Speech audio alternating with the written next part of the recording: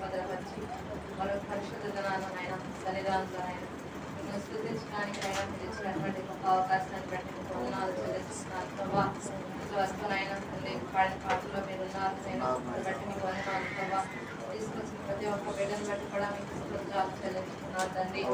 దేవానైనా వస్తునైనా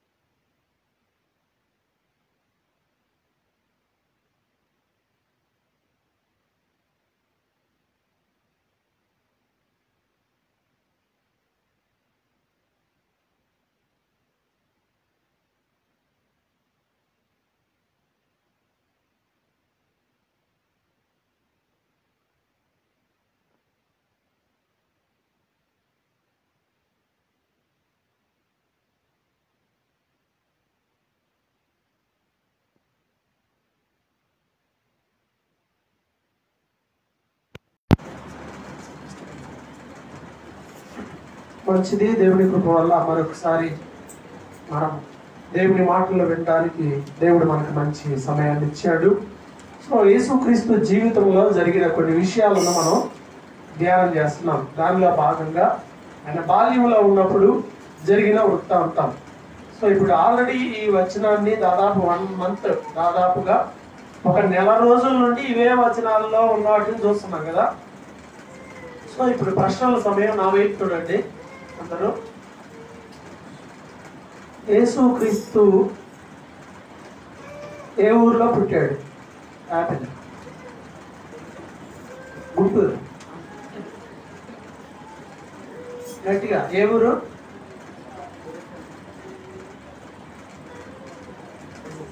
నాకు వినపడాలి. ఊరు పేరు. యేసుక్రీస్తు ఏ ఊరిలో పుట్టారు? యెరూషలేం.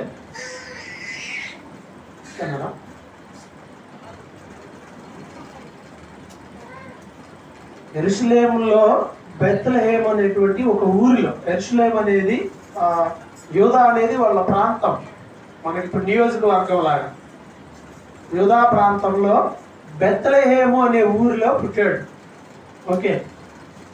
యేసు ప్రభు పుట్టినప్పుడు, వీళ్ళు లేడీస్ చెప్తారు, యేసు ప్రభు పుట్టినప్పుడు గొర్రెల కాపర్ల ముందు చూసారా,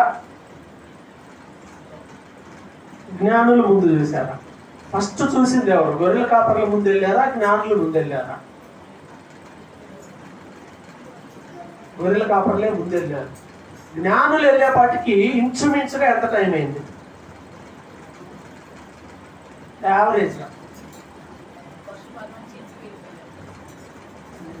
ఫస్ట్ పశువుల పాకలో నుండి ఇంటికి వెళ్ళారు. అంటే గొర్రెల కాపర్లు వచ్చినప్పుడేమో పశువుల పాకలో ఉన్నారు, జ్ఞానులు వచ్చే టైంకి ఇంట్లో ఉన్నారు. మనలో క్రిస్మస్ కి జ్ఞానుల్లో కూడా పశువుల పాకలోనే పెడతారు.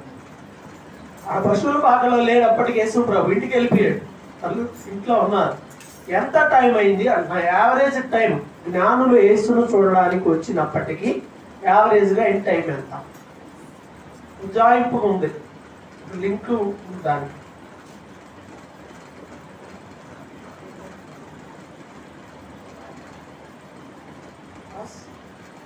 నెక్స్ట్ పాసా అవునా? ఇద్దరు పాసా?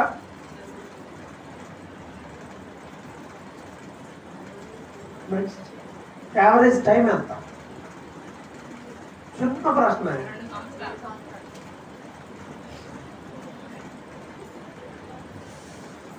విజ్ఞానవంతులు 2 ఏళ్ళు యావరేజ్ టైం. హేరోదు అంతే కదా, జ్ఞానులు వచ్చిన టైము, వాళ్ళు చెప్పిన టైము, ఈ టైం, ఇట్లా అన్ని యావరేజ్గా చూసుకొని 2 ఏళ్ళు మోపిల్లలందరినీ చంపేసేయండి అన్నాడు. అంటే అర్థం ఏంటి అక్కడ?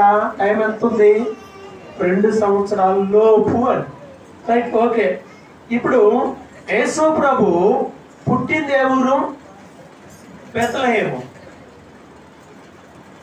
జ్ఞానులు వచ్చినప్పుడు కూడా అక్కడే ఉన్నాడు. కానీ యేసు ప్రభు ఆ ఊరు నుండి ఇంకొక ఊరు, నేను అడిగిన వాళ్ళు చెప్పండి, ఆ ఊరు వదిలిపెట్టి ఇంకో ఊరు వెళ్ళాడు. వాస్తవం చెప్పాలి అని అంటే ఇంకో దేశమే వెళ్ళాడు. ఇంకా ఆ దేశంలో యేసు ప్రభు లేడు. ఆ దేశాన్ని కూడా వదిలిపెట్టి వెళ్ళాడు. ఏ దేశం వెళ్ళాడు? ఐగుప్తు దేశం వెళ్ళాడు. ఎందుకు వెళ్ళాడు ఐగుప్తు దేశం? దర్శనం వచ్చింది ఐగుప్తుకు రా, నీకు ఇక్కడ బాగా అన్ని ఇస్తానని. మరి దర్శనం బట్టి అంటే అదే కదా. ఎందుకు వెళ్ళాడు ఐగుప్తు వెళ్ళడానికి? రీజన్ ఏంటి?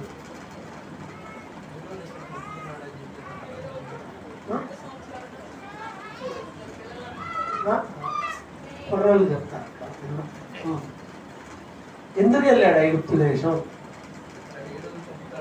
ఇక్కడ హేరోదు 2 సంవత్సరాల్లో పిల్లలందరినీ చంపుతున్నాడు కాబట్టి శిశువు కాపాడబడాలన్న ఉద్దేశంతో దేవుడు తల్లిదండ్రులకు, ఎస్పెషల్గా యోసేపుకు దేవుడు దర్శనం ఇచ్చాడు. అందువల్ల ఆ బాల్యంలో ఉన్నప్పుడు ఆ చిన్న బిడ్డను తీసుకొని ఆ ఫ్యామిలీ అందరూ కూడా ఐగుప్తు దేశానికి వెళ్ళిపోయారు. ఐగుప్తు దేశానికి వెళ్ళిపోయిన తర్వాత మరలా తిరిగి ఇశ్రాయేల్ దేశానికి వచ్చారు. మరలా ఎప్పుడు వచ్చారు? చంపాలి అనుకుంటున్న ఏ రోజు చచ్చిపోయారు. చంపాలనుకున్న వాళ్ళు అందరూ, యేసు ప్రభువును చంపాలి అనుకున్న వాళ్ళు ఎవరు సుదీర్ఘకాల బతుకుల క్రైస్తవ్యానికి విరోధంగా ఏమైనా చెయ్యాలి అని వార్ స్టీమ్కి వెళ్ళిపోయాడు అనుకో ఎవడైనా, ఏముండదు, పండితే పంట ఏమవుద్ది? రాలిపోయింది అంతే. క్రైస్తవ్యానికి, క్రీస్తుకి విరోధంగా ఎవరు ఏం చేయాలని చూసినా ఏదో వాళ్ళు మారుతారు, లేదా లోకం అన్నా మారిపోతారు. ఈ లోకం నుంచి ఇంకో లోకానికి ట్రాన్స్ఫర్ అన్న అయిపోతారు. ఏదో ఒకటి జరిగిపోయింది అంతే. చరిత్రలో ఎన్నో ఉదాహరణలు ఉన్నాయి. అయితే ఇప్పుడు చంపాలని చూసిన హేరోదు మరలా లేడు, ఇంకా చనిపోయాడు. అతనికి బదులుగా అతని కొడుకు రాజయ్యాడు. అందువల్ల ఏం చేశారంటే మరలా తిరిగి యథావిధిగా వచ్చేసి చక్కగా ఇజ్రాయెల్ దేశంలో కాపురం అంట మొదలుపెట్టారు. 12 సంవత్సరాల టైంలో జరిగిన ఇన్సిడెంట్ గురించి మనం ఒక నెల నుండి ధ్యానం చేస్తున్నాం. ఏమిటి?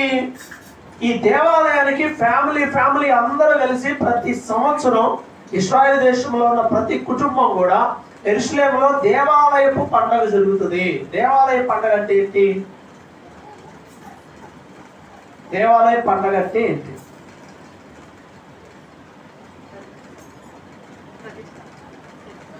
మళ్ళీ నేను అడిగిందండి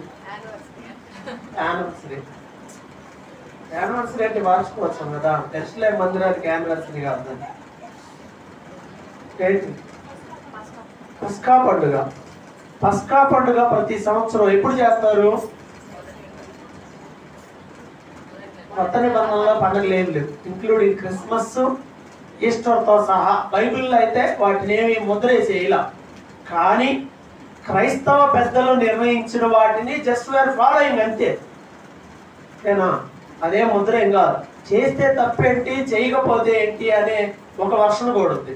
దానికి 1 వర్డ్లో సమాధానం ఏంటంటే, చేస్తే నీ సొమ్మేం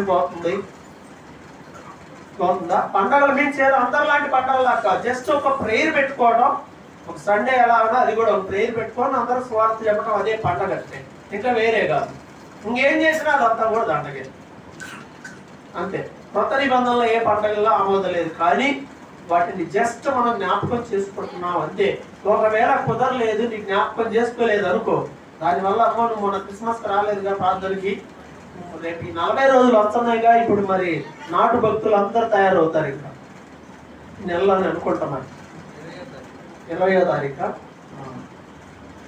ఈ దొంగ భక్తి అంటే అది కదా. ఆచారాలు అంటే అసలైనవి అయ్యే కదా, ఫాలో అవ్వాలి. ఇంకంతే. అంటే ఏమి లేదు, అట్లాంటిది ఏమీ లేదు. కొత్త నిబంధన 20వ తారీఖు రాలేదు, ఈస్టర్ రోజు రాలేదు కాబట్టి నిన్నేమి సిలువేయడు ఆయన.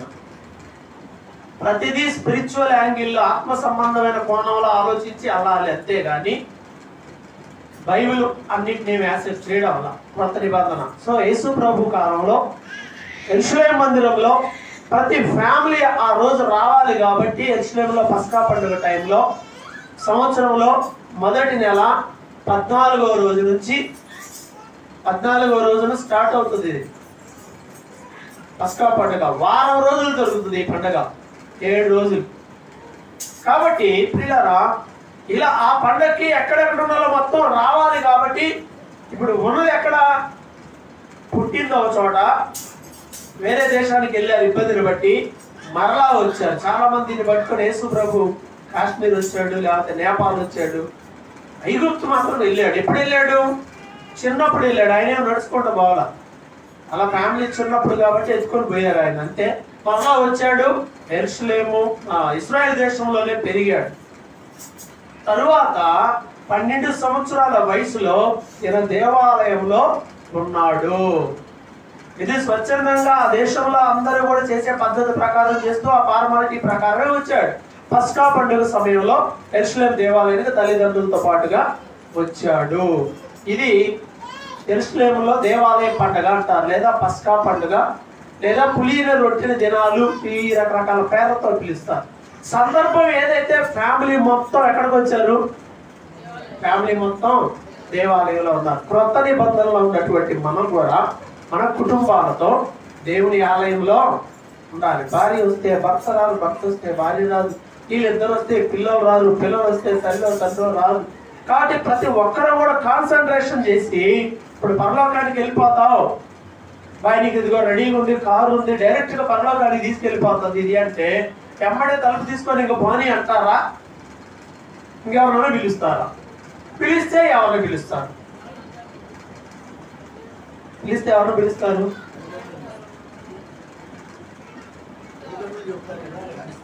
ఇంట్లో వాళ్ళకి చెప్తారా?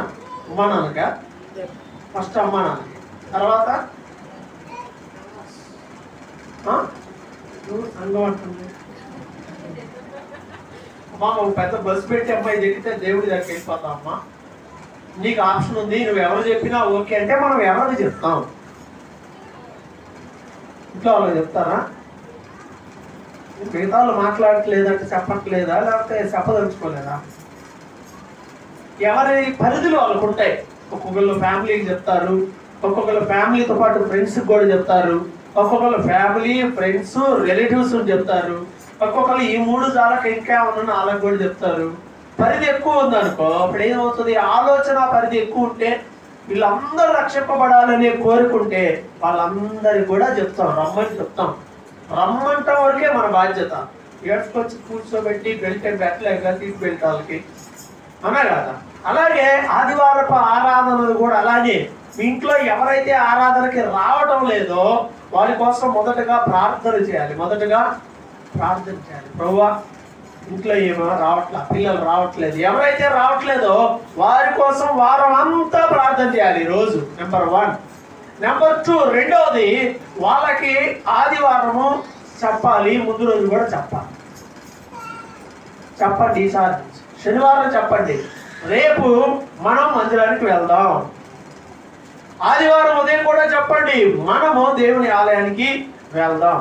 వస్తారా రారా అనేది సెకండరీ. విశ్వాసంతో ప్రార్థన చేయండి, ప్రార్థన చేద్దాం. దేవుని యొక్క కార్యములు విశ్వాసం వల్లే జరుగుతాయి. విశ్వాసం కొన్నిసార్లు అనుకుంటారు ఎప్పుడు ఏమైపోతే నన్ను రమ్మంది ఇది, అందుకే నేను రావలే అని కూర్చుని వాళ్ళు కూడా ఉంటాను. ఒక మాట పిలిస్తే కదా, అవునా కదా, మన ప్రార్థన పెట్టారుగా, డిసెంబర్లో అందరూ అంటుంటారు మన ప్రార్థన పెట్టారుగా, మమ్మల్ని పిలవలేదుగా, భోజనాల ప్రార్థన పెట్టారు కానీ ఇదోడు మాకు చెప్పలేదుగా, ఇరుగు పొరుగున్నా మాకు కూడా చెప్పలేదుగా, రావచ్చుగా, ప్రార్థనేగా, పిలిస్తే వద్దామని ఆగింది.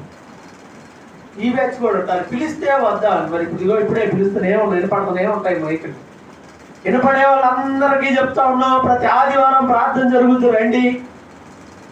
ఎవరింట్లో పెళ్ళి ఏం కాదుగా, ఇంటింటికి వచ్చి రండి అంటానికి.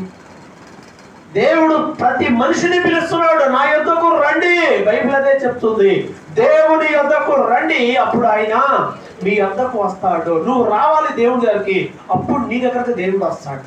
కాబట్టి మనము మన కుటుంబం దేవుని సన్నిధిలో ఉండాలి, ప్రార్థన చేయాలి, ప్రయాసపడాలి. అవకాశం ఉన్నప్పుడు, అధికారం ఉన్నప్పుడు, అధికారం ఉన్నప్పుడు పట్టుకొని రావడమే. ఒక పురుషుడికి ఒక అధికారం ఉంటుంది. రెడీయో ఈరోజు ప్రార్థనకి వెళ్ళాలి అని అనడానికి అధికారం నీకుందా? రెడీ అవ్వయా, టైం అవుతుంది అని అంటారా? మరి ఇదే మన ఆచారాలు ఇయ్యే. వీళ్ళకి అధికారాలు ఉంటాయి కానీ వాళ్ళకి అధికారాలు ఉండవు, చెప్పడానికి ఏమి ఉండదు. చెప్పినా ఇష్టమైతే వింటారు, లేకపోతే లేదు. అందుకే సత్యమైన మాటలు కాబట్టి వినినా వినకపోయినా ప్రార్థనా పూర్వకముగా చెబితే ఇవి ఫలిస్తాయి, దేవుడు కార్యం జరిగిస్తాడు. కాబట్టి మనందరం కూడా దేవుని ఆలయంలో చేరటం మంచిది. ఆయన ఆలయంలో ఎన్ని ఆశీర్వాదాలు ఉన్నాయి కదా. మనం వచ్చే ఆదివారం చూద్దాం ఆయన ఆలయంలో ఆశీర్వాదాలు. వీళ్ళందరూ కూడా ఫ్యామిలీ మొత్తం దేవుని ఆలయంలోకి వచ్చారు. సో మిగతా ప్రాసెస్ కామనే, పండగ టైం జరుగుతూ ఉంది, వారం రోజులు కదా. వీళ్ళు మొత్తానికి ఒక రోజు వచ్చారు, కార్యక్రమాలు అన్నీ చూసుకొని ఉంటారా, వెళ్ళిపోతారా? వెళ్ళిపోతారా? టైం అయితే ఎవరు ఉంటారు? అయిపోయింది, వెళ్ళిపోతున్నారు.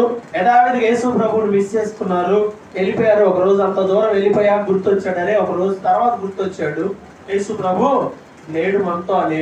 మరలా తిరిగి బయలుదేరి వెళ్తే వెతికి వెతికి వెతికి తీస్తే ఎప్పుడు కనుక్కున్నారు యేసు ప్రభువుని? మరలా యేసు ప్రభువుని తల్లిదండ్రులు మిస్ అయ్యారు కదా. తప్పిపోయాడా? తప్పిపోయాడా?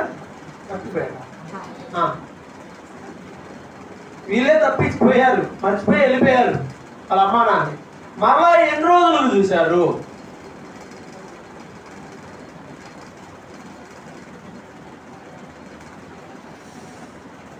ఎన్ని రోజులకి? ఎన్ని?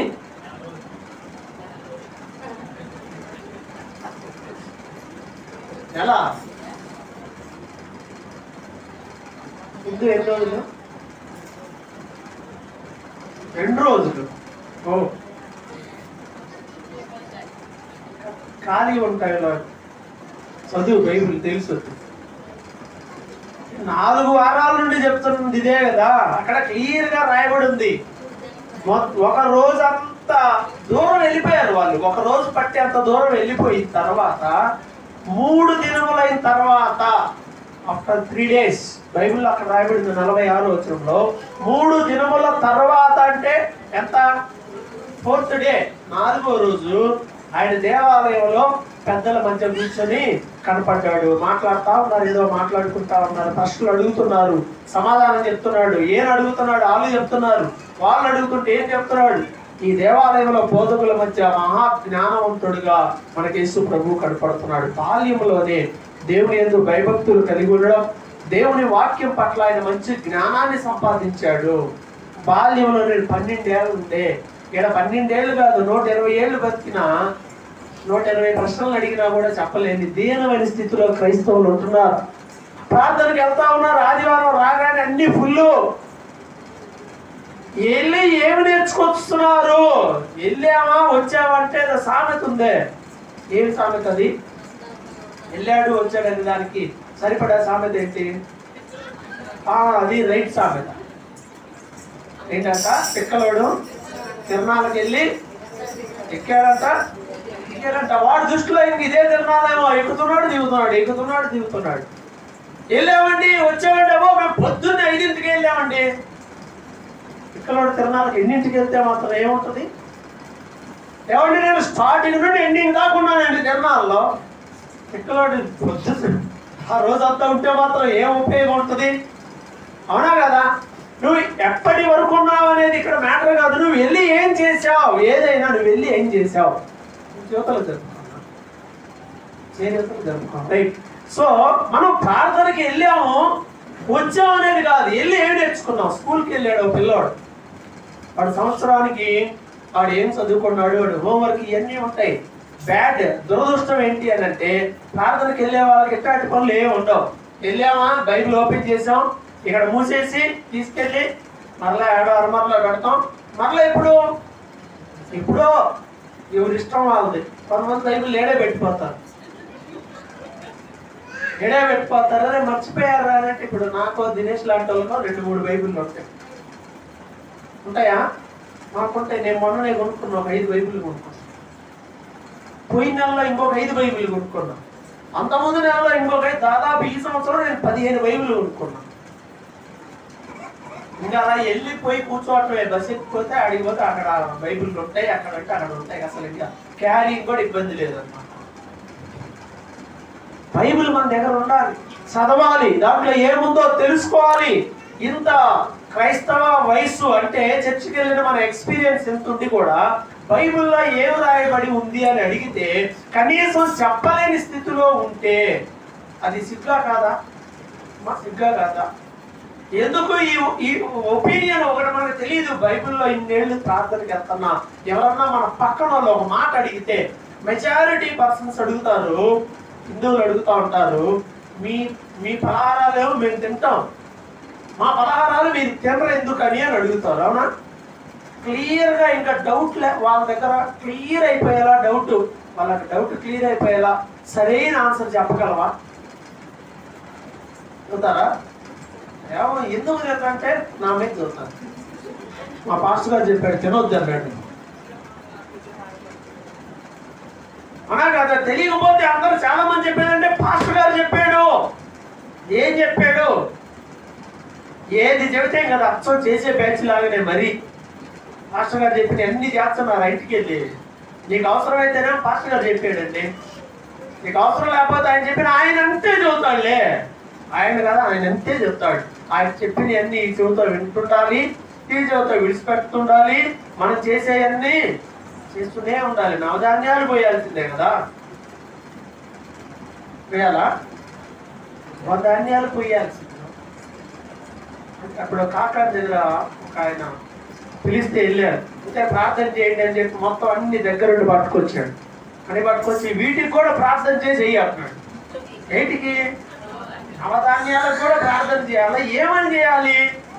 ఈ పెరగాలని చేయాలా, లేకపోతే ఇవన్నీ ఇంట్లో స్థిరంగా ఉండాలని చేయాలా? అసలు ఏంటి ఈ కాన్సెప్ట్? ఏందో నాకు అర్థం కాలేదు. నాకు చెప్పండి అంటే అవి ఆ పునాదిలో వేస్తే ఆ ఇంట్లో అది అలానే ఉంటాయట. అందరూ వేసుకుంటున్నారుగా, వేసిన వాళ్ళందరూ నవధాన్యాలు వేస్తూనే ఉన్నారు కదా పునాదుల్లో. మరి ఇంకా పనికి పోవడం ఎందుకు? సంచి తీసుకొని పొద్దున్నే అంతే కదా. పునాదుల్లో వేసాం కదా, రూపాయో 10 రూపాయలు కూడా వేస్తారు కదా, చల్లని అని వేస్తుంటారు. ఇక పనికి వెళ్ళడం దేనికి? నవధాన్యాలు ఇంట్లో పునాదుల్లో వేసింది ఆటోమేటిక్ తిరుగుతుంటే. సోమరి పొద్దులకి అన్ని ఇట్లాంటి దరిద్రపాచారాలే మా ఇంట్లో పుట్టా ఉంటాయి. కష్టపడి పని చేయడం, దేవుని ఆశీర్వాదాన్ని పొందుకోవటం, వీటి మీదే ఉండాలి. వాక్య జ్ఞానం ఉండాలి. నేను చెప్పాను, ప్రార్థనకి వెళ్తావా? నేను అప్పుడప్పుడు వెళ్తానండి. ఉందమ్మా, నువ్వు ప్రార్థనకి వెళ్తావు కదా రెగ్యులర్గా. అసలు మామూలు ఫుల్ అటెండెన్స్ అంట చర్చిలో. 52 ఆదివారాలకి 52 వారాలు ఉంటాయి, మధ్యలో కూడా ఉంటుందంట అటెండెన్స్. బుద్ధి జ్ఞానం కొద్దిగా పెరగలేదమ్మా. మరి తీసుకొచ్చి ఏకంగా పాస్టర్ గారి చేతిలోనే పెట్టి ప్రార్థన చేయండి, నవధాన్యాలకు కూడా ప్రార్థన చేయమని అడుగుతున్నావే, ఏమి నేర్చుకున్నావు? ఇది ఎవరైనా చేస్తే తెచ్చేది ఎవరిని? పాస్టర్ గారు చెప్పట్లేదమ్మా నీకు? చెప్పట్లేదా? భర్తను గౌరవించడం చెప్పట్లేదా పాస్టర్ గారు? భార్యని ప్రేమించాలని చెప్పడం లేదా పాస్టర్ గారు? చేయకపోతే చెప్పనట్టే కదా. ఆలోచన చేయండి. వాక్యం ఎరిగిన మనమే సరైన పద్ధతుల్లో లేకపోతే వాక్యం తెలియని వాళ్ళు ఏమనుకోవాలి చెప్పండి? అనా కదా. అందుకే మాదిరిగా ఉండాలి అంటే వాక్యం తెలియాలి. పాస్టర్ గారు చెప్పాడా, వాళ్ళు చెప్పారా, ఈ కాదు. నువ్వు బైబిల్ చదవాలి. నీ చేతిలో ఉన్న బైబిల్ నువ్వు చదవాలి. చదువు రానోళ్ళకు కూడా ఈరోజు ఆప్షన్ ఉంది. స్విచ్ చేస్తే పొద్దున్న నుంచి రాత్రి దాకా వాక్యం ఇంట్లో వినపడే ఆప్షన్ ఉంది. ప్రియమైన వాళ్ళ వాక్యం మనకి ఎంత వరకు తెలుసు, ఎంత నేర్చుకుంటున్నాం, ఎంత వాక్యం మన హృదయంలో ఉంది. నేర్చుకోవాలి, పాటలు నేర్చుకోవాలి, ప్రార్థన నేర్చుకోవాలి, వాక్యం నేర్చుకోవాలి, వాక్యానుసారముగా జీవించాలి. వాక్య ప్రకారం ముందుకెళ్ళాలి. ప్రశ్నలు అడుగుతుంటే, ఆయన సమాధానం చెబుతుంటే అక్కడున్న మందిరంలో ఉన్న పెద్దలు కూడా అలానే ఆశ్చర్యపోయారంట. ఆయన ప్రజ్ఞకు, ఆయన ప్రత్యుత్తరమునకు మిగులు ఆశ్చర్యపడిపోయారు. ఇంత జ్ఞానం ఎక్కడి నుండి వచ్చింది తనకి? దగ్గర వాక్య జ్ఞానం ఉందా? ఆలోచన చేయండి. ఆ వాక్య జ్ఞానం నీకు రావాలి అంటే ఎంత చెప్పాను కదా, చిన్న చిన్న ప్రశ్నలే మనం మిస్ అయిపోతా ఉన్నాం. ఎందుకని అంటే ఆన్సర్ ఒకటే, సరిగా చదవట్లా, పుస్తకాలు చదివినట్లుగా కూడా చదవట్లా కనీసం. అవునా కదా? అవునా కదా? మ్యాథ్స్ చిన్న చిన్న లాస్ అడిగితే చెప్తారుగా, చిన్న చిన్న ఏవి అడిగినా చిన్నప్పటికి కూడా చెప్తారుగా. మరి ఎందుకని బైబిల్లో గుర్తుండట్లా? ఎందుకంటే ఆ బైబిల్ చదవటం అనే ఎక్సర్సైజ్ ఉందే, ఆ సాధకం లేదు. వాక్య సాధకం చేయమంటాడు తిమోతికి పౌలు గారు. జీవవాక్యము దీన్ని చదవటం సాధకం చేయంటే ఎక్సర్సైజ్ చేయి. చదువుతూ ఉండు, వింటూ ఉండు, చదువుతూ ఉండు, వింటూ ఉండు, చదువుతూ ఉండాలి. అనగా అనగా ఏమొచ్చిందంట? రాగం అతిశయిల్లుద్దు అంటే పెరిగితే డెవలప్ అయింది అని. చదవడం మొదలుపెట్టు, బాగా చదువు, చదువు చదువు చదువు, అదే వచ్చింది, అదే అర్థం అవుతుంది. అసలు చదవకుండా పెట్టకుండా ఏమర్థం అవుతుంది చెప్పండి? వాక్యం చదవండి. దేవుడు వాక్యం ద్వారా ఎప్పటికప్పుడు మిమ్మల్ని గైడ్ చేస్తాడు. ఎంత ప్రాముఖ్యమైనది వాక్యము అంటే, యేసు ప్రభు శోధింపబడ్డప్పుడు సాతానుడు యేసు ప్రభువును కూడా శోధించాడు. అప్పుడు యేసు ప్రభు ఏం వాడాడు? వాక్యం అనే ఖడ్గాన్ని వాడాడు. సర్వాంగ కవచంలో వాక్యం అనేది ఖడ్గము. వాక్యం అనే కత్తి లేకుండా ఏమంత యుద్ధానికి పోరాటం జరుగుతున్నప్పుడు అవతలోడు మన మీద దాడి చేయకుండా ఆపుతాం, డాలు పెట్టి బాగానే ఉంది, ఆడు కొడతనే ఉంటాడు, అడ్డం పెడతనే ఉంటాం. కానీ విజయం అంటారా? పోరాటంలో విజయం రావాలంటే మనల్ని మనం ప్రొటెస్ట్ చేసుకోవటం ఎంత ముఖ్యమో, ప్రతి దాడి కూడా చేయడం అంతే ముఖ్యం కదా. 2 సార్లు అడ్డం పెట్టి పెట్టి ఒకటిస్తారుగా. కత్తి, వాక్యమే కత్తి. ఈ వాక్యం మన దగ్గర ఉంటే, ఈ వాక్యం అనేటువంటి జ్ఞానం మన దగ్గర ఉంటే సైతానుని జయించగలుగుతాం. విశ్వాస జీవితంలో ముందుకెళ్తాం. లేకపోతే ఒక్కొక్కడే పడతారు, కొడుకునే పడతారు. వాక్యాన్ని బాగా, క్రొత్త నిబంధన అందుకే బాగా చదవాలి. బాగా అంటే బాగా చదవాలంటే. సో యేసు ప్రభు బాగా చదివి వాళ్ళకి చెప్తా ఉన్నప్పుడు బాగుంది. కాబట్టి మనం కూడా బైబిల్ జ్ఞానం సంపాదించాలి. తర్వాత వాళ్ళు వచ్చి మాట్లాడారు. మనం ఆల్రెడీ లాస్ట్ సండే అదే చూసాం. అయ్యా, నేను మీ గురించి ఎంత మిస్ అయిపోయామే, నువ్వు ఎక్కడో ఉండిపోయావు, ఎందుకు మమ్మల్ని ఇలా చేసావు, 4 రోజులు అయిపోయింది నిన్ను చూసి, ఎందుకు మమ్మల్ని ఇలా చేసావు అని వాళ్ళు అడిగినప్పుడు అప్పుడు యేసు ప్రభు చెప్పినటువంటి సమాధానం ఏమిటి? ఏం చెప్పాడు? మీరు నన్ను ఎలా వెతుకుతున్నారు? నేను నా తండ్రి పనుల మీద ఉండవాలని మీరు ఎరుగురా. ఇది ఆయన చెప్పిన ఆన్సర్. ఎందుకు నన్ను వెతుకుతున్నారు? కంగారు పడుతున్నారు కదా, వెతుకుతున్నారు కదా. ఎక్కడికి వెళ్తాడు అని చెప్పండి. సరే, పిల్లోడు కాబట్టి, తల్లి కాబట్టి కంగారు ఉంటుంది. నేను అదేమా ఉంటే ఉండొచ్చు, కానీ అలా ఉండొద్దు. వెతుకుతున్నప్పుడు చెప్తున్నారు, మీరేలా నన్ను వెతుకుచుంటేరి. ఏం చేయాలంటేనా, నేను నా తండ్రి పనుల మీద ఉండాలి. లాస్ట్ వీక్ చూసాం కొంతమందికి పనుల గురించి. పనివాడు జీతానికి పాత్రుడు. పని చేయాలి. దేవుడు ఎలా మనుషులందరినీ తన పని చేయడానికి పిలుస్తున్నాడు, అందరికి ఎలాంటి జీతం ఇస్తాడు, ఇలాంటి విషయాలన్నీ కూడా మనం చూసాం. పని చేయాలి. కొంతమంది ఉంటారండి అసలు ఏం పని చేయాలి. ఇల్లు ఎలా గడిచిద్ది? ఇల్లు ఎలా గడిచిద్ది చెప్పండి? ఏం పని చేయకపోతే ఇల్లు గడుస్తుందా అండి? గడుస్తుందా? కొంతమంది పాపం తెలియక, నా గురించి కూడా తెలియని వాళ్ళు ఉంటారు కదా కొంతమందికి. నన్ను అంటా ఉంటారు, నీకేమయ్యా, ఇంట్లో ఉన్నా ఏమవుద్ది? పూర్తి చేయండి దాన్ని. ఇంట్లో ఉన్నా గడిచిద్దా? నేను ఇంట్లో ఉన్నాను లేదా ఇంటికి వచ్చి చూస్తామని నాకు తెలుసుద్ది. పని చేయకపోతే ఎవరికి గడవదని గుర్తుపెట్టుకోవాలి. ఊరకపై ఏం పని చేయకపోతే ఏమొస్తుంది? బైబిల్ ఏం చెప్తుందో తెలుసా? అపోస్తలుడైన పౌలు గారు ఏం చెప్పాడు తెలుసా? చూడండి, ఒక మాట చెప్తాను నేను. ఆయన పని చేయమని చెప్పాడు. తెస్సలోనికీయులకు రాసిన 2వ పత్రిక 3వ అధ్యాయము పేజీ నంబర్ 189, కొత్త నిబంధనలో అందరూ చూడాలి. 189వ పేజీ, కొత్త నిబంధనలో రెండవ తెస్సలోనికీయులకు రాసిన పత్రిక 3వ అధ్యాయము 8వ వచనం నుండి 12వ వచనం వరకు చదవాలి. ఆయన చెప్తున్నాడు తన గురించి తాను, మేము ఎవరి దగ్గర ఊరకే ఎవరి ఫుడ్ మేము తినలేదు, మేము మీలో ఎవరికి భారంగా ఉండకూడదని ప్రయాసముతోనూ కష్టముతోనూ రాత్రి మగళ్ళు పని చేయించు జీవనము చేసితిమి. మీరు మమ్మను పోలి నడుచుకునే వాళ్ళని మమ్మను మేము మాదిరిగా కనపరచుటకే ఇలాగో చేసితిమి గాని మాకు అధికారం లేదని లేదు. సంఘంలో నేను కూడా కూర్చొని తెస్సలోనిక అనే ఊర్లో ఉన్న సంఘమా, ఇప్పట్లో లాగా ఊరుకు 100 చర్చిలు లేవు. ఇప్పట్లో ఉన్నట్టు లైన్కు 10 లేవు. ఊరు మొత్తానికి ఒకటే. అప్పటికి ఆ తెస్సలోనిక చర్చ్ అన్న దేనికంటే ఆ ఊర్లో ఒకటే సంఘం, ఒకటే. ఆ సంఘంలో ఇంతమంది ఉన్నారు. పౌలు గారిని బతికించలేకపోయారా? ఎంతమంది పిల్లలు పౌలు గారికి? పిల్లలు ఎంతమంది? పౌలు గారికి పిల్లలు ఎంతమంది?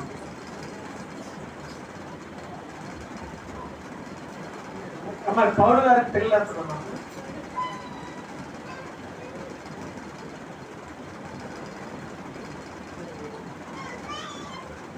గుర్తు లేదా? అసలు లేరంటారా? మీకు గుర్తు లేదా లేకపోతే ఆయనకి అసలు లేరా? ఆయనకే లేదు, మీకు లేదు. ఓకే, ఒక్కడే ఉంటే తోడుకి ఎవరినో ఒకళ్ళు పెట్టుకొని ఉంటా ఉంటాడు. జత పని వాళ్ళు కొంతమంది ఉంటారు. వీళ్ళు బతకడం చాలా ఇబ్బంది ఏం కాదు కదా. సింగిల్గా ఉన్నప్పుడు బతకడం పెద్ద ఇబ్బంది. ఎక్కడైతే వెళ్ళాలి అన్నా కదా, ఎక్కడైతే వెళ్ళాలిపోద్ది.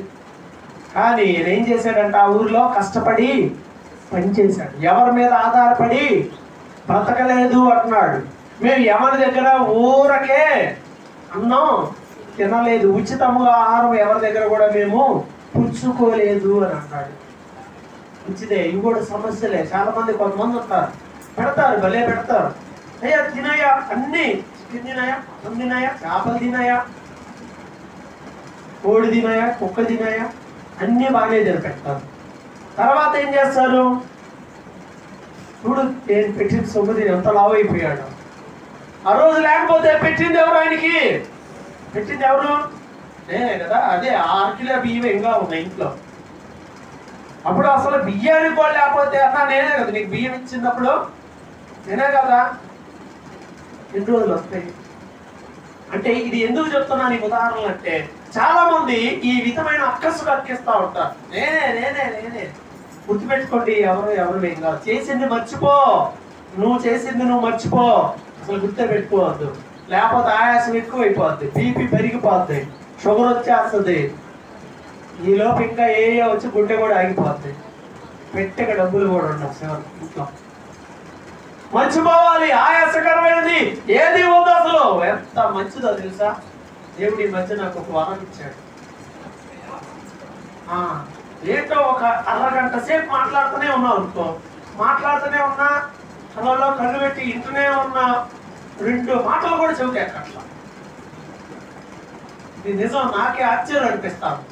ఒకసారి దాదాపు అరగంట 30 గంట ఫోన్ మాట్లాడిన తర్వాత ఆయన అన్నారు, సో ఇప్పుడు మాట్లాడిన దాన్ని మొత్తం 3 మాటల్లో రివిజన్ చెప్పండి. నాకేం గుర్తులేదు, సో ఒక్క మాట కూడా గుర్తులేదు. ఈవెన్ ఒక నిమిషం ఉందన్న మాట కూడా గుర్తులేదు. నాకేం గుర్తులేదంటే మంచిది, హ్యాపీ.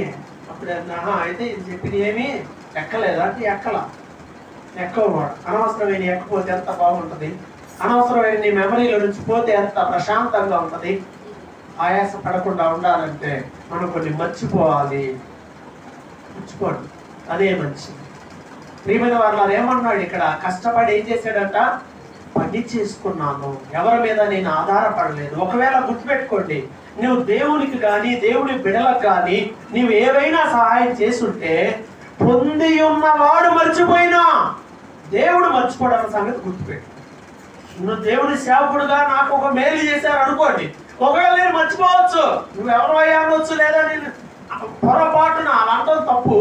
ఒకవేళ మనిషి అలా అన్నా కానీ దేవుడు మర్చిపోయేవాడు కాదు, ఆయన అన్యాయస్తుడు కాదు. తగిన ఫలితాన్ని దేవుడు ఇస్తాడు, మనం వాటిని ఎంచుకోవద్దు, దేవుడు మేలు చేస్తాడు.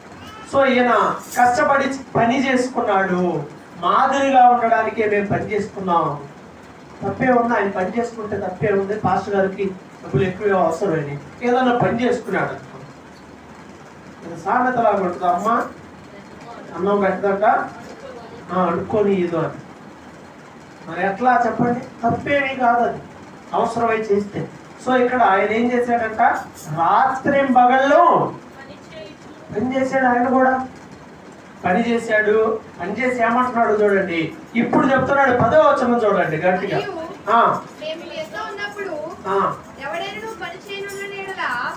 ఆయన చెప్పాడు, మీ దగ్గర ఉన్నప్పుడు నేను చెప్పాను, ఏం చెప్పాను, ఎవడైనను పని చేయనల్లని ఎడలా వాడు భోజనం చేయకూడదని మీకు ఆజ్ఞాపించితివి కదా. ఎందుకు చెప్పాడు ఈ మాట? అన్నం పని చేయకపోతే ఇంకా అన్నం తినకూడదా? అమ్మ పని చేయకపోతే అన్నం తినకూడదా? పని లేదా రోజు ఇంకా అన్నం తినకూడదా? కొంతమంది ఏం పని చేయరు, ఇంకా అన్నం తినకూడదా? ఇంట్లో పని కూడా పని కింద లెక్కేలేదు, బాధపడ. అదే పెద్ద పని, కనపడని పని, ఇంట్లో పనులన్నీ. పని చేయకపోతే భోజనం చేయడానికి ఇల్లేదని చెప్పాడట. ఎందుకు చెప్పాడు ఆ మాట అంటే, కింది వచనంలో ఉంది చూడండి 11లో, మీలో కొందరు, ఆ ఊర్లో ఉన్న కొంతమంది ఏ పని చేయక. మరి ఏ పని లేనివాడు ఏం పని చేయాలి? ఇలా పడి తిరగాలి కదా. ఈ పనులు లేని వాళ్ళు కొంతమంది ఇంట్లో కోడల మీద నెట్టేసి ఊరక పని పాట లేని అత్తల సంగతి. నీకు కోపం వచ్చిందంటే నువ్వు పనికి మళ్ళీ అత్తలే. పని పాట లేని వాళ్ళు ఏం చేస్తారంటే ఆలమట వెళ్ళి, ఏంటి మీ కోడలు ఏం చేస్తుంది? మా కోడలు ఏమో లేచింది, ఇందాక లేచింది, మరి ఇందాక లేచింది, నీకెందుకు? ఏం చేస్తున్నారంట, ఏ పని చేయక. పైసా పని చేయదు ఇంట్లో. ఏమంటే ఉన్నదని ఆమె చేయాలిగా, నీ కాలు చేతులు బాగానే ఉన్నాయిగా, నువ్వు పని చేయలేని పొజిషన్లో ఉంటే ఏం పని చేయమాక, సమస్య లేదు. కొంచెం పని చేస్తే, చిన్న చిన్న పనులు చేస్తే ఒంటికి ఆరోగ్యం. ఎవరికైనా మీరు చేసే వాళ్ళని నమ్ముతున్నాను, ఆన్లైన్లో ఉన్న వాళ్ళు కొంచెం మనం ఎవరైనా మన పనులు మనం చేసుకుంటాం, సహజమే. కొంతమంది ఏం పని చేయరు. ఏం పని చేయనప్పుడే ప్రాబ్లం వస్తుంది, గుర్తుపెట్టుకోండి. ఏం పని చేయనప్పుడే ప్రాబ్లం.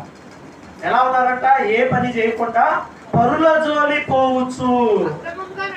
పనే లేనప్పుడు కదలకుండా ఇంట్లో కూర్చొని బైబిల్ చదువుకునో, ప్రార్థన చేసుకునో, మందిరంలోనో, లేకపోతే ఎవరికన్నా 4 దేవుడి మాటలు చెప్తూనో ఇలా ఉంటారా? నా కాదంట, పరుల జోలికి పోయి వాళ్ళ జోలికి పోవట. అంటే వాళ్ళేంటి, వీళ్ళేంటి, ఆ ఇంట్లో ముచ్చటేంటి, ఈ ఇంట్లో ముచ్చటేంటి, ఏంటి ఈ అబ్బాయి పరిస్థితి, ఎంత పొద్దున పోతున్నాడు, రాత్రి వస్తున్నాడు, ఏం చేస్తున్నాడు, అసలు ఎంత వస్తాయంట, జీతం ఎంత అంట, వాళ్ళ ఆవిడకి ఇస్తాడా, వాళ్ళ అమ్మకి ఇస్తాడా, బంగారం ఏమైనా చేపించాడా, ఏమన్నా వస్తువులు కొత్తవి కొన్నారు, ఎండాకాలం వస్తుందిగా, మరి ఏంటి ఇవన్నీ ఏంటి అసలు అంటే అంత టైం ఉందో వీళ్ళకి? ప్రార్థనకు రావడానికి మాత్రం టైం ఉండదు, ప్రార్థన చేసుకోవడానికి టైం ఉండదు. పరుల జోలికి పోవచ్చు, అక్రమముగా నడుచుకుని వారికి అక్రమముగా నడుచుకుంటున్నారని తెలుస్తున్నాం. ఇలా ఉన్నారంట, పని బాట ఏం లేకుండా ఇంట్లో తింటాం, బయట తిరగటం. ఇదొక జాబా ఏంటి, ఏమన్నా స్టేటస్ అయింది. ఏం చేస్తారు అంటే, మొన్న ఎవరో సర్వే, ఒక మేడం చెప్తాం, సర్వేకి వెళ్ళారంట. మీ ఇంట్లో పిల్లలు ఎంతమంది, మీరు ఎంతమంది, ఏం చేస్తారు అని చెప్తే ఎయిర్ ఫోర్స్ అని చెప్పింది. ఎయిర్ ఫోర్స్ లో జాబ్ అనుకుని ఎయిర్ ఫోర్స్ అని రాస్తుంది. ఎయిర్ ఫోర్స్ లో జాబ్ అనుకుందంటే, ఎయిర్ ఫోర్స్ లో అంటే ఏంటి జాబ్ అంటే గాలికి తిరగటం అని ఎయిర్ ఫోర్స్ అంటారు.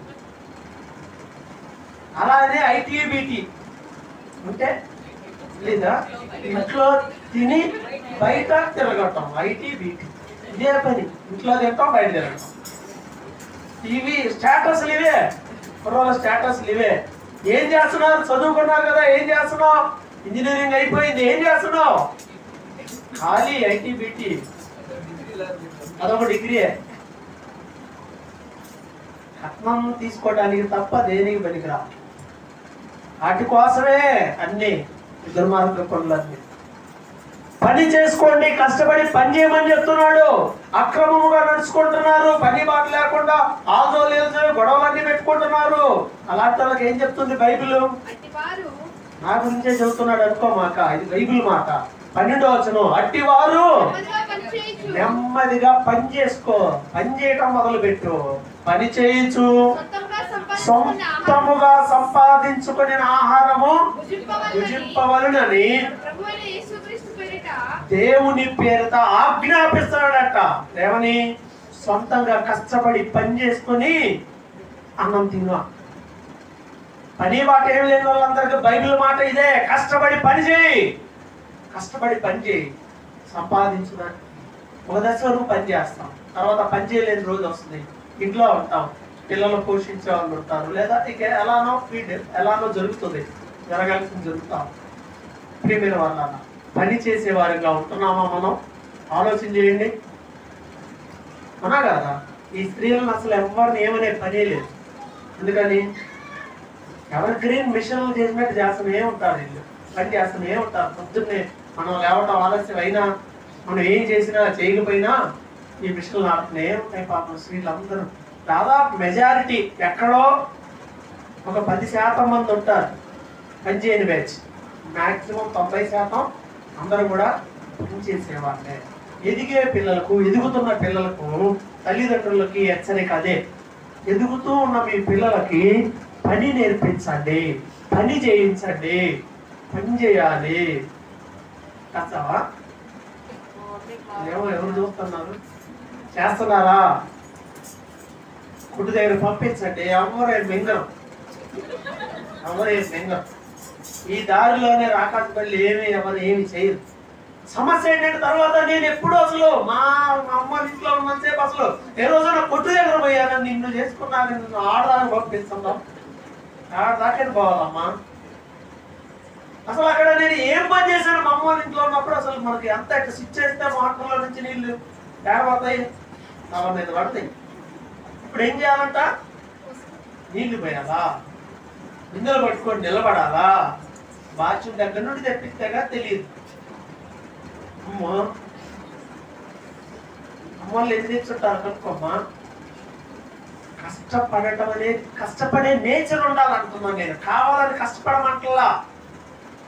ఒకవేళ నువ్వు ఆ ప్యాటర్న్లోకి వెళ్తే నువ్వు ఉంటావా? నువ్వు తట్టుకోగలవా? ఆ ప్యాటర్న్ జీవితం నీకు సాధ్యమేనా? అట్లా అప్పులు చేసైనా సరే ఇట్లానే ఉండాలి, కానీ ఇట్లా ఉండేదే జీవితంలో పైకి రాదు. కష్టపడి పని చేయమని చెప్తుంది బైబిల్. కష్టపడి పని చేయి బైబిల్ చెప్తుంది. పేదలు చేసుకునేటువంటి, పేదలు సేద్యం చేసే భూమిని దేవుడు ఆశీర్వదిస్తాడు. నీ కష్టార్జితాన్ని దేవుడు ఆశీర్వదిస్తాడు. కష్టపడి ఏం చేయాలట? పని చేయడం నేర్చుకోవాలి. కష్టపడి పని చేయకుండా ఉన్నారు కాబట్టి వాళ్ళకి చెప్తున్నాడు, పని చేయండి. నేనే పని చేశాను, నేను మీ దగ్గర ఉన్నప్పుడు మీరు చూశారు కదా, నేను పని చేసుకొని బ్రతికాను కదా, మీరెందుకు పని చేయడం లేదు? పని చేయండి అని చెప్పాడు. కాబట్టి ప్రియమైన వారులారా, మనము పని చేసే వారుగా ఉండాలి, కష్టపడే వారుగా ఉండాలి. సుఖాన్ని ప్రేమించాం. కొంతమంది ఇంకా మనం చేసేది ఏం లేదు, మీరు కూర్చోవటం. ఇంకా మా డేంజర్ పొజిషన్ ఏంటో తెలుసా? ఏ పని బాగా లేకుండా కూర్చోవటమే డేంజర్ పొజిషన్. అప్పుడే రోగాలన్నీ వస్తాయి, అప్పుడే ఆలోచనలు ఎన్నో వస్తాయి, అప్పుడే మనిషి బాడీలో రోగాలు పెరిగేది అప్పుడే. ఏమీ లేకుండా సబ్జంగా హాస్పిటల్లో ఒక నెల రోజులు ఉండరండి, బిల్లు కడతాను, ఏ రోగం లేను, ఊరకు పోయి పడుకోరండి. ఊరకు హాస్పిటల్ మీద పడుకొని ఉంటే 4 రోజులకే 4 రోగాలు వస్తాయి. ఊరగా పడుకొని ఉంటే వచ్చే రోగాలు కూడా ఉంటాయి. కష్టపడి పని చేసే వాళ్ళని ఉండాలి. అయితే ఏం పని చేయాలి? మీరందరూ పని చేసేవాళ్ళే, అందరూ పని చేసేవాళ్ళే. అయితే అడిషనల్ గా ఏంటి అంటే దేవుని పని కూడా చేయాలి. అది నేను చెప్పవచ్చు. పోయిన వారం చూసాం కొన్ని పని చేయడం గురించి, పనివారు కావాలనే దాని గురించి, దేవుడు పని వాళ్ళకు జీతం ఇవ్వడం గురించి ఎన్నో చూసాం. అయితే దేవుని పని చేసేవారిగా మనం ఉన్నామా? నీ పని నువ్వు చేసుకున్నావు, గుడ్, మంచిదే. కష్టపడు, కుటుంబాన్ని పోషిస్తావు, బ్రతికిస్తావు, కావలసినవన్నీ చేసుకుంటావు. దేవుని పని చేసేవారు దేవునికి కావాలి. దేవుని పని చేసేవారు కావాలి. దేవుని పని చేస్తా ఉన్నాము. ఆలోచన చేయండి. బైబిల్లో అపోస్తలుడైన పౌలు గారు చాలా పత్రికల్లో రాస్తూ ఒక మాట అంటాడు, నా జత పనివారు అంటాడు. అంటే అర్థం ఏంటి? జత పనివారు అంటే అర్థం ఏంటి? కలిసి పనిచేసే వాళ్ళు అని. నా జత పని వాళ్ళు అంటే నాతో కలిసి పనిచేసే వాళ్ళు. ఆ ప్యాట్రన్ లో, ఆ కోవలో చాలా మంది విశ్వాసుల పేర్లు ఉన్నాయి. రోమా 16వ అధ్యాయంలో ఉంది. ప్రతి పత్రికలో స్టార్టింగ్ లో కానీ చివరిలో కానీ కొన్ని పేర్లు ఉంటాయి. అంటాడు నా జత పనివారు అని. పనిచేసేవాళ్ళు పౌలు గారితో పాటు. దేవుని పనిలో నీకు భాగం ఉండాలి. దేవుని పనిలో నువ్వు కూడా ఉండాలి. ఉందా? నీకు భాగం ఉందా? దేవుని పని ఏమైనా చేస్తున్నారా? ఆలోచించేయండి. దేవుని పని నువ్వేమైనా చేస్తున్నావా? పాటలు పాడగలుగుతున్నావా? ఆ దేవుని పని. ప్రార్థన దేవుని పని. పరిచర్య దేవుని పని. స్తుతించడం దేవుని పని. సాక్ష్యం చెప్పడం అది దేవుని పని. వాక్యం చెప్పడం అది దేవుని పని. ఈ పనిలో మనం ఉన్నామా? ఈ పనిలో లేరు కానీ తింటున్నారు బాగానే. దేవుని పనిని చేయడానికి మనం ముందుకు రావాలి. మేము వస్తామండి పోతామండి అనుకుంటే ఇందాక చెప్పిన సామెతలోనే మిగిలిపోతారు. వచ్చాడు పోయాడు. ఎవడు? ఆయన ఆ తిక్కలోళ్ళనే మిగిలిపోతారు. చాలా మంది విశ్వాసులు ఈరోజు అలాగనే ఉంటున్నారు. వస్తున్నారు పోతున్నారు. ఏం ఉపయోగం నీ వల్ల? నీకేమో మేలులన్నీ వరుస పెట్టి చేయాలి దేవుడు. అబ్బో, ఎక్కడి నుండి పుట్టిన దగ్గర నుండి రేపు సమాధి దాకా అన్ని లాంఛనాలకు ఏం తక్కువ కాకూడదు. దేవునికి నువ్వేం చేశావు? దేవుని పని నువ్వేం చేశావు? దేవుడు అడుగుతాడు ఒకరోజు, అమ్మా భూమి మీద ఇంతకాలం ఉన్నావు, నీకు పని వాడికి జీతం ఉందని చెప్పాడు కదా దేవుడు. పనికి జీతం ఉంది. ఈ లోకంలో పనులన్నిటికీ ఇక్కడే జీతం ఉంది. పరలోకంలో జీతం రావాలంటే ఏం చేయాలి? పరలోకపు దేవుని యొక్క పని చేయాలి.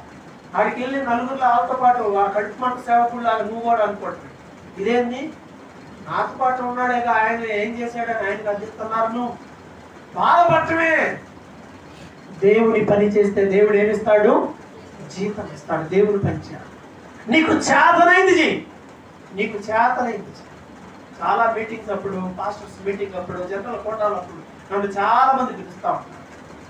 కొన్ని చోట్ల వాక్యం చెప్తాను, కొన్ని చోట్ల సాక్ష్యం చెప్తాను, కొన్ని చోట్ల వెళ్ళి పరిచర్య చేస్తాను, కొన్ని చోట్ల వెళ్ళి మొత్తం ఆ భోజనాలు ఆ సెక్షన్ అదంతా నేనే తీసుకొని జాగ్రత్తగా చేస్తుంటాను. రకరకాలైనటువంటి ఈవెంట్స్ ఉంటాయి. దాంట్లో అప్పగించింది ఏదైనా జాగ్రత్తగా చేయాలి. అంటే చేయటం ఇంకా వదిలేసి వెళ్ళిపోతాను. ఇదిగో ఇక్కడ ఉంటుంది. మొన్న ఒక ప్రార్థనకి వెళ్ళాను. ప్రార్థనలో మందిరంలో ఒక కార్యక్రమం తీసుకొని అక్కడ వచ్చిన వాళ్ళందరికీ భోజనాలు ఏర్పాటు చేసే బాధ్యత నాకే ఉంది. ఒక 1200 మంది అట్లా వస్తారు. ఏ పదో లేకుండా చూడాలి. అన్ని జాగ్రత్తగా చేయాలి. దేవుని పని అది మందిర ప్రతిష్టలో. అక్కడ అది చేసుకుంటూ మరలా ఇక్కడ ఇది కూడా రెండు జాగ్రత్తగా బ్యాలెన్స్ చేసుకోవాలి. నేను ఫస్ట్ ఇది కదా, నేను వాక్యమే చెప్తా, నేను ఏం చేయనంటే అది కుదరదు. నేను అక్కడ వాక్యం చెప్పలేదు, అసలు ఏం చేయను. మొత్తం అవసరమైన ఏర్పాట్లు అన్నీ చేసి మరలా బయటకు వెళ్ళిపోయి భోజనాలు అన్నీ తీసుకొని ఎండింగ్ చివరకు కనపడితే ఏం చేయాలంటే ఆశీర్వాద ప్రార్థన చేయమని. ఆశీర్వాద ప్రార్థన ఎంతసేపు ఉంటుంది? అది ఎంతసేపు ఆశీర్వాద ప్రార్థన? ఎంతసేపు? నిమిషమే ఎక్కువ. కానీ ఆశీర్వాద ప్రార్థన ఎవరు చేస్తారు? ఎవరు చేయాలి? ఆశీర్వాదం ఎవరు ఇస్తారు? 20-30 మంది అవుతున్నాం. నేనే ఇచ్చానుగా. మన పని, దేవుడు మనకి ఇచ్చిన పని ఏదైనా జాగ్రత్తగా చేసుకుంటా వెళ్ళిపోవటమే కానీ ఏం ఆలోచించకూడదు. కాబట్టి విశ్వాసం దశలో ఉన్న మీరు ఏం చేయాలంటే ఒక పొజిషన్, దేవుని పని అనే పొజిషన్కి వెళ్ళండి. నీకు అంతకుముందు గుర్తుండా ఒక పోలీస్ ఆయన సాక్ష్యం చెప్పి వెళ్ళాడు. పోలీస్ గుర్తున్నాడమ్మా. పోలీస్ ఒక ఆయన వాక్యం నేర్చుకున్నాడు. ఆయన కొంచెం ట్రైనింగ్ ఇచ్చాం, కొంచెం చెప్పాల్సిందే చెప్పాము, చేయాల్సినవన్నీ చేశాడు. ఈరోజు కూడా కాంట్రాక్ట్లో ఉన్నాడు. ప్రతి వారంలో ఒక రోజు ఆయన ఫుల్ బిజీగా ఉంటాడు.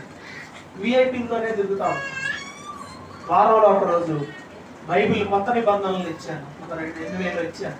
తీసుకొని వెళ్ళి గవర్నమెంట్ హాస్పిటల్లో అందరి దగ్గరికి వెళ్ళి ప్రార్థన చేయటం. అందరి దగ్గరికి అన్ని వార్డులకి ఈ వారం ఈ వార్డుకి వెళ్ళాలి, ఈ వారం ఈ వార్డుకి వెళ్తాం. వెళ్ళడం, ప్రేయర్ చేయడం, రావడం అంతే ఏం లేదు. ప్రేయర్ చేయడం రాక మొన్న ఒకసారి ఫోన్ చేసి మీరు రండి, ఆ వార్డులో రానియట్లేదు. ఆయన రానియకపోతే చెప్పాను నా పలానా చెప్పు రాణిస్తారు. ఏమిటంటే లేదు లేక చెప్పుకోవడానికి సిగ్గుగా ఉంది. ఏమో అయితే ఏంటి అంటారేమో. ఈ వార్డులో నాకు ఎంట్రన్స్ లేదు, నన్ను రానియడం లేదు. నేను వెళ్ళి చెప్పి వచ్చాను ఆ డాక్టర్, వెళ్ళి ప్రార్థన చేస్తారు అంతే. ఏముంది నాకు బాధలో ఉన్న దగ్గరికి వెళ్ళి వాడు ఎవరైనా సరే వెళ్ళి మీకోసం ప్రేర్ చేస్తారు, దేవుడు మిమ్మల్ని బాగు చేయాలని కోరుకుంటున్నానని నిలబడి కళ్ళు మూసుకొని ప్రేర్ చేస్తారని కొడతారా, తిడతారా? ఒకవేళ వద్దులే అన్నారు అనుకో, మన సొమ్మే ఏమన్నా బాద్దా? వద్దన్నా కానీ యువతలు నిలబడి దీవించి అవతలకు వచ్చాను అనుకో, రెండోసారి దగ్గరికి పిలవరా? చేసుకుంటా ఉన్నారు. ఎవరు చెప్పారు ఆయనకి అది? నేను బాధలో ఉన్నప్పుడు నాకు ప్రేర్ చేశారు, నేను బాగున్నాను, బాగోలేని వాళ్ళకి నేను నా బాధ్యతగా ప్రార్థన చేయాలంటే పాస్టర్ అయి ఉండాలా? ఏం పని చేస్తున్నావు ఆలోచన చేసుకోమను. నీకు టైం దొరకట్లేదు కదా అన్నా కదా? అమ్మో ఇప్పుడా చాలా టైం ఉందిగా ఇంకా అన్నా కదా? ఈ వయసులోనేనా? మనుషులు రకరకాల సంఖ్యలు వేసుకొని లోపలే ఉండిపోయారు. ఎవరికి ఉపయోగం లేదు. నువ్వు చచ్చిపోయినా ఎవరికి ఉపయోగం లేదు. నేను చెప్తున్నాను కదా, ధైర్యం చెప్తున్నాను. నువ్వు పోయినా దండగా ఏం లేదు. ఉన్న ఉపయోగం లేనప్పుడు ఉంటే లేకపోతే ఏమి? దేవుని పని చెయ్యాలి. అందుకే బైబిల్ చెప్తుంది, వెళ్ళగలిగితే ఆడతారు కదా, వెళ్ళగలిగితే వెళ్ళండి, వెళ్ళలేకపోతే వెళ్ళే వారిని పంపండి. నువ్వు పోలేకపోయినా పంపలేకపోయినా వెళ్ళిన వాళ్ళ కోసం ప్రార్థన చేయండి, అది కూడా పని. నువ్వు కూర్చొని వాళ్ళ కోసం ప్రార్థన చేస్తాను, అది కూడా పని. ఎవరికి ఏ పని కుదిరితే దేవుడి కోసం ఆ పని చెయ్యాలి. కొంతమందికి రాలేని పరిస్థితులు ఉంటాయి, ఎవరు రాలేరు. రాగలిగిన వాళ్ళు ఏం చేస్తున్నారు? నీకు ఎప్పుడన్నా అనిపించిందా? హాస్పిటల్లో ఎంతమంది రోగులు, ఎంతమంది ఇలా ఉంటారు, వెళ్ళి ఒక వార్త అలా వెళ్ళి ప్రేర్ చేస్తాను. నేను ఎవరన్నా పలకరీటానికి పోతే ఇంకా వాటిలో ఒకరికి చేస్తే చాలు, అడుగుతారండి వాళ్ళే, అండి ఇలా బాధపడుతున్నాడు, ఏమి కూడా చేయండి, అలాగే చేయండి, ఎలాగ చేయండి, ఎంతో మందికి చేస్తా. అదే కదా పని అంటే, అన్నా కదా? దానికి మీరేం రెవరెండ్లు అయి ఉండాల్సిన అవసరం వల్ల, మీరేం బిషప్లు అయి ఉండాల్సిన అవసరం. మీ ఖాళీ టైంలో ఇంటి పక్కన వాళ్ళకో, లైన్లో వాళ్ళకో, వేరే ఎవరికైనా సరే వారానికి ఒక పూట అట్లీస్ట్ ఒక గంట దేవుడి పని కోసం సమయాన్ని కేటాయించండి. నీ పనికి జీతం ఇస్తాను. ఒక్క కొంచెం చేసినట్టు. వయసుతో పని లేదు, క్వాలిఫికేషన్తో పని లేదు. విన్న వాక్యం ఎక్కడ చెప్పండి? తెలిసిన ప్రార్థనే వాళ్ళ కోసం చేయండి. దేవుని పని చేయాలి. ఎవరు పని చేయాలి? దేవుడి పని. ఎవరిస్తారు జీతం? దీనికి ఎవరిస్తారు? దేవుడు. ఎక్కడ ఇస్తాడు? ఇక్కడ ఇస్తాడు, పరలోకంలో కూడా. డిగ్రీ ఫస్ట్ ఇయర్ చదివేటప్పుడు మా పాస్టర్ గారు ఇద్దరు పిలిచి, ఆదివారం కదా, ఆదివారం కాదు రోజు పని, ఒక శనివారం, బుధవారం శనివారమే ఉండదు, మిగతా 5 రోజులు పిలుస్తాడు. బాయ్ వెళ్ళి వాక్యం చెప్పరా అబ్బా.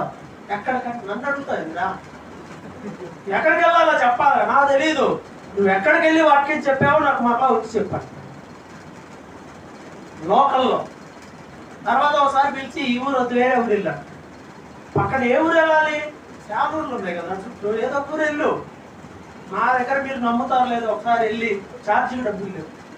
7 రూపాయలు అంటే చాలా హార్డ్. అది 7 రూపాయలు ఛార్జ్ అప్పుల పడ్డది. ఊరు తెలిసి ఊరు అని వెళ్దాం లేని అక్కడికి వెళ్దామనండి. వెళ్ళి ఒకసారి అడిగారు, డబ్బులు లేవు అని. ఎవరి పని నువ్వు చేసేది? ఎవరి పని చేస్తున్నావు? దేవుడి పని. ఆయన నన్ను అడుగుతావు ఏంటారు? ఏం చేయాలో అర్థం కాదా? వెళ్ళడానుకున్నా ఎట్లా రావడానికి లేవు. వెళ్ళాను, ప్రార్థన పెట్టాను, ఎవరు లేరు, రోడ్డు మీద పెట్టాను, ఎవరు లేరు. నేను ప్రార్థన ఒక్కడే. నా బెస్ట్ సింగర్ నేనే. అప్పుడు నేనే పాడుతూనే ఉన్నాను. వస్తున్నారు, డ్రమ్ము లేవు, ఏమి లేవు. అలా రోడ్డు మీద పెడితే ఆ ప్రార్థన అయిపోయేలోపు ఒక 50 మందో, ఒక 100 మందో వచ్చేవాళ్ళు. చక్కగా వాక్యం చెప్పేవాడిని. అంత అయిపోయింది. ఒక్కోసారి ఎవరో ఒకరు తినమని అడుగుతారు, ఒక్కోసారి అడిగేవాళ్ళు కూడా ఉండరు. 9:30 అయితే బస్సు ఉండదు. ఆ బస్సు ఆగిపోతే నిజంగా నడుచుకుంటూ రావటమే. ఉండడానికి అంత ఉండదు, మళ్ళా మార్నింగ్ ఇక్కడ ఉండాలి. అలాంటి పొజిషన్స్ అండి. వెళ్ళాను, అంత అయిపోయింది, ప్రార్థన అయిపోయింది, ఎవరు పిలవాలా, దేనికి పిలవాలా, అయిపోయింది. చిన్న బయలుదేరి వచ్చా.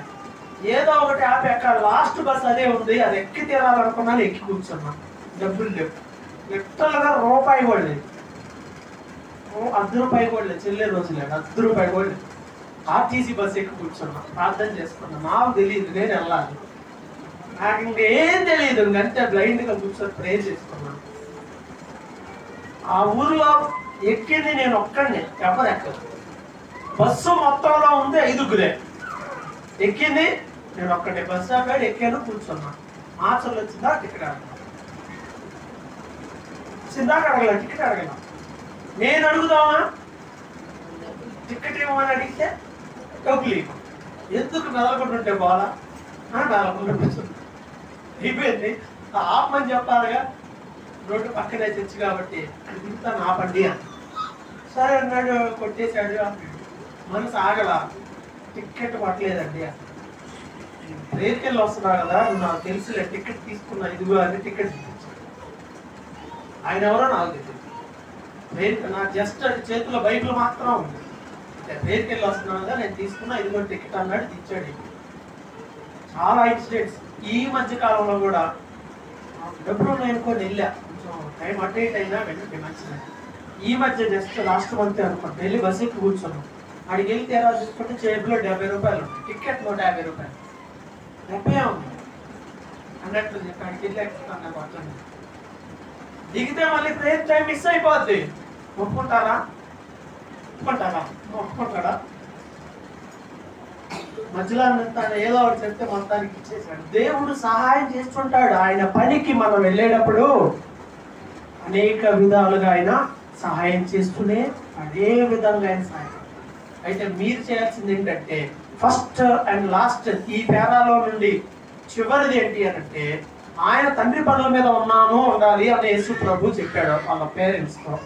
మీరే చెప్తారు, మీరు తండ్రి పనుల్లో ఉన్నారా, చేస్తున్నారా? చేయకపోతే ఈ రోజు నుంచి చేయడం మొదలుపెట్టు. పని బాట లేని వాళ్ళందరికీ చెప్తుంది బైబిల్.